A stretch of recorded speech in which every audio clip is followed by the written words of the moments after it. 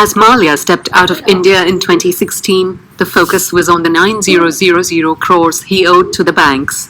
All the talk surrounding his departure was restricted to how he had defrauded institutions of billions and managed to leave the country without a hitch. And yet there was very little talk of all that he had left behind. Things that took an entire century's worth of effort to build and nurture. Things like United Breweries, UB. The company was bought by the late Mr. Vittal Malia in 1947 and since then has consistently tasted success and never looked back. Today, each one of the 89,763 outlets selling beer in India sell at least one brand from United Breweries. United Breweries website. The whole Malia fiasco did not affect United Breweries. Instead, with the backing of Heineken, a global powerhouse in the alcohol beverage sector, United Breweries has been swatting competition and growing at a pace faster than most of its peers. Its revenue, net of excise duty, stands at over 5,600 crores and its profits close to 400 crores. Its share price hovers at about 1,300 rupees, a tenfold increase over its share price in the year 2008, and it's poised to expand into uncharted territories in the pursuit of growth. Our story on United Breweries is a humble attempt at deconstructing the business and the stock. How to brew your own beer? If you followed our detailed guide on how to brew beer and tried to do it yourself, you'd be left with a useless mix of water, hops and grains. The focus here is not to teach you how to brew your own beer, instead walk you through the ingredients that go into making beer.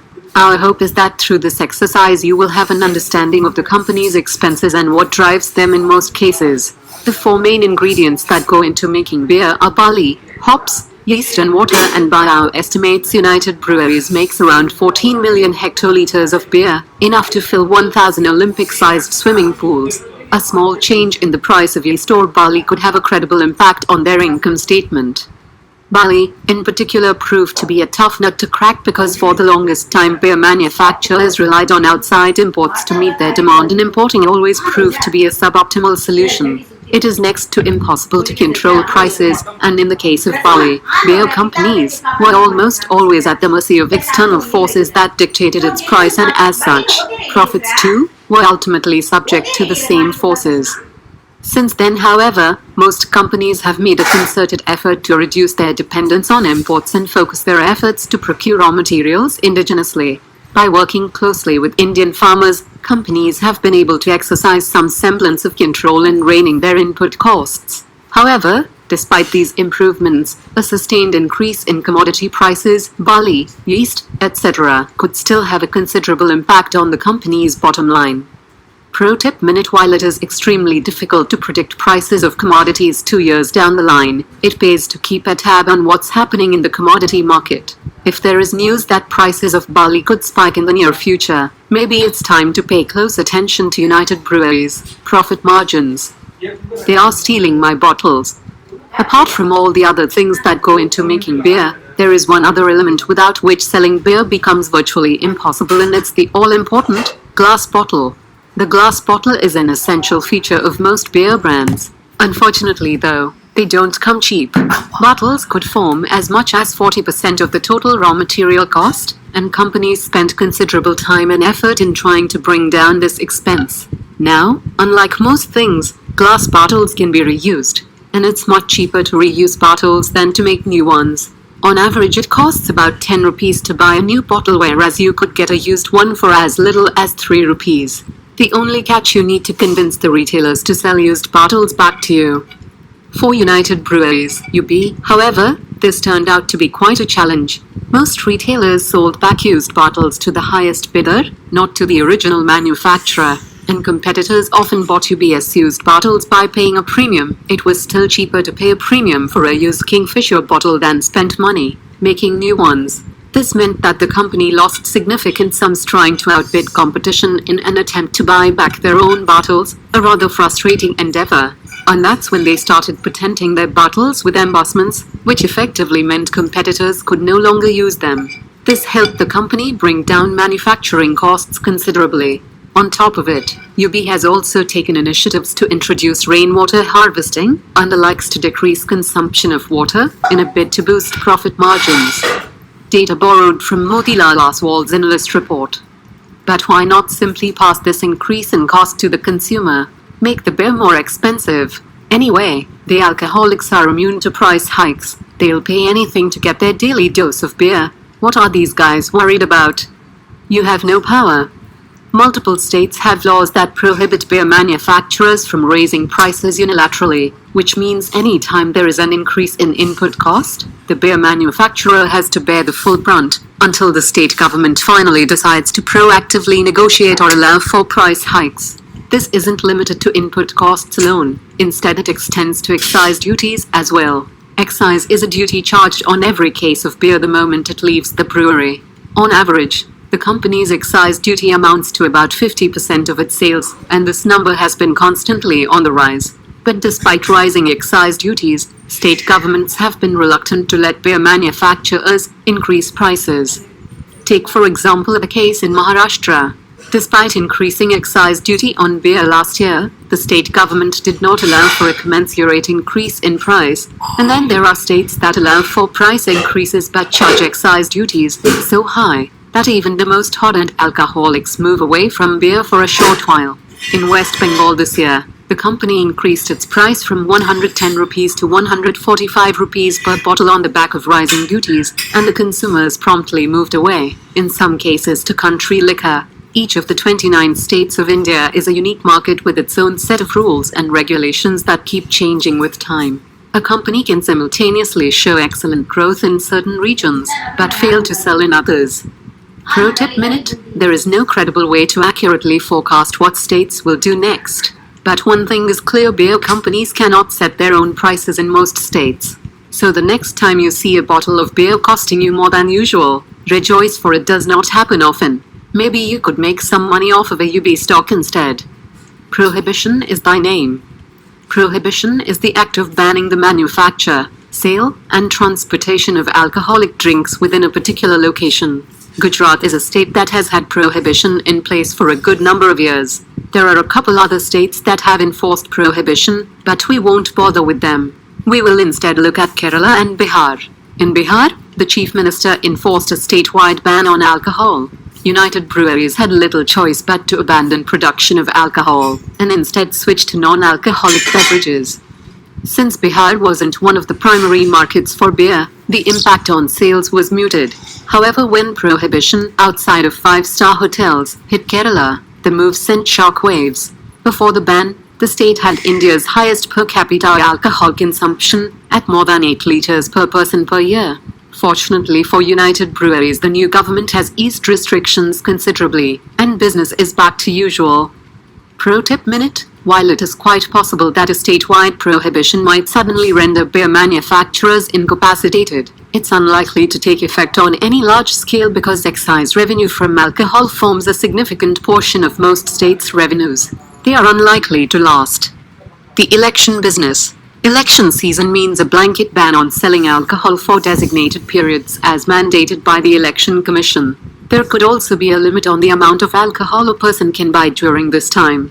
Sales are almost always affected, but what's particularly disconcerting for beer manufacturers is that a total of 10 states are poised to head to elections next year, with the additional caveat of the general elections. Outside of the blanket bans, elections are also periods of extreme uncertainty. An opposition party might make prohibition its prime agenda while contesting an election, negatively impacting sales, while another party might offer massive incentives to the working class through subsidies and loan waivers, both of which could aid beer consumption. It's extremely difficult to forecast the real effect of state elections on beer production in the country, except make an observation that the immediate future harbors extreme uncertainties. Pro tip minute: if you are someone who is risk-averse and hates uncertainty, perhaps it's best to wait and watch for another year until the elections conclude and there is more clarity on the policy front. Booze-filled summers. The demand for beer is seasonal in nature, with 30% of total volumes being sold in the first quarter summer months. The second and third quarters of the year constitute traditional low season and together account for 40% of annual volumes.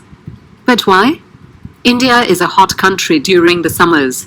The first quarter of the financial year begins in April and continues through to June, and a chilled beer provides the perfect respite from the scorching summer heat.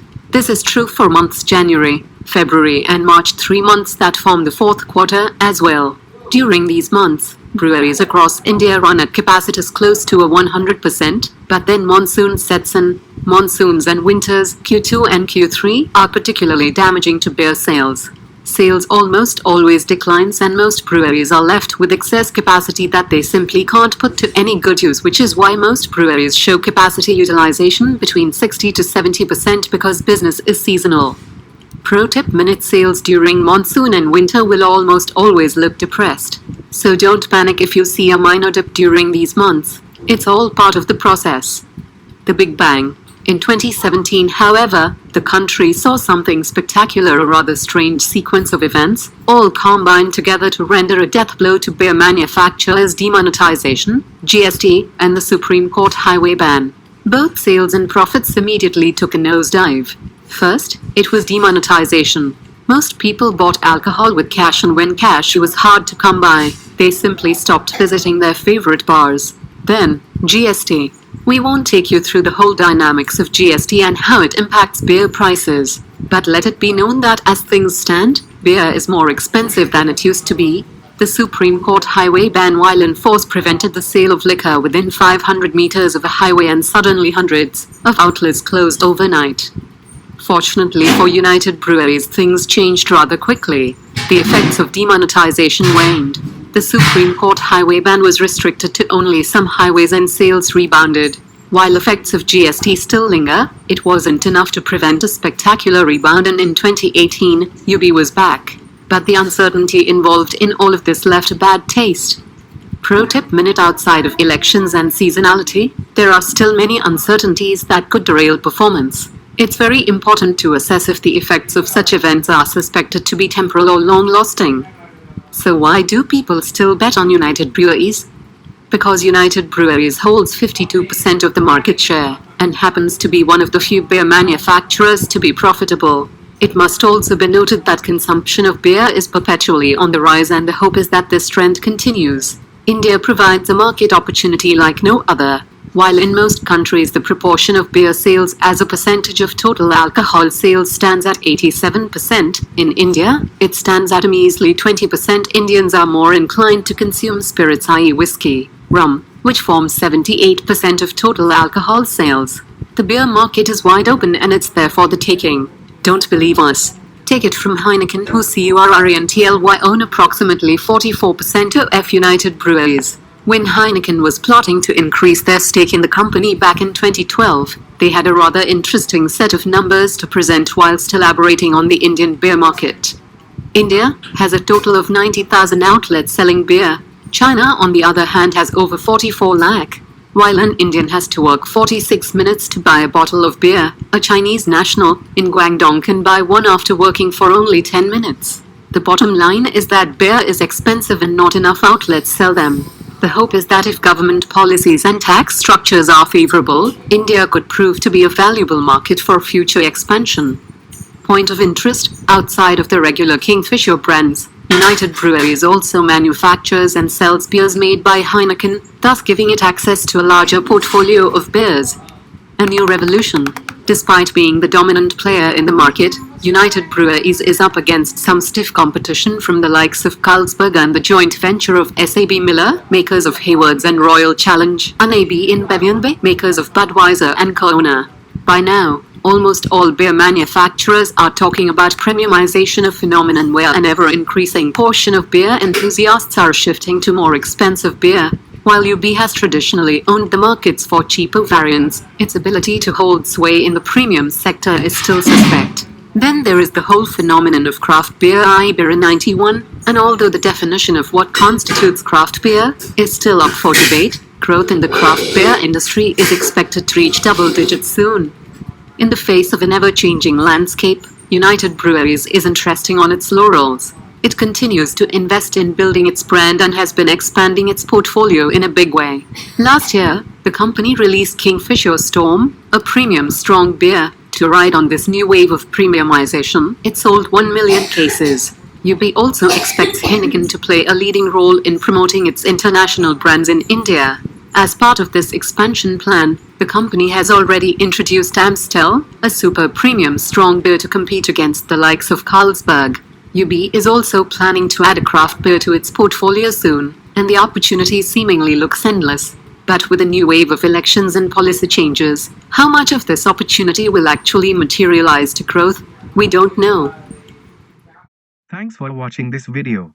Be a part of our ever-growing community. Please like, share, comment this video. Press the bell icon to get instant updates from our channel.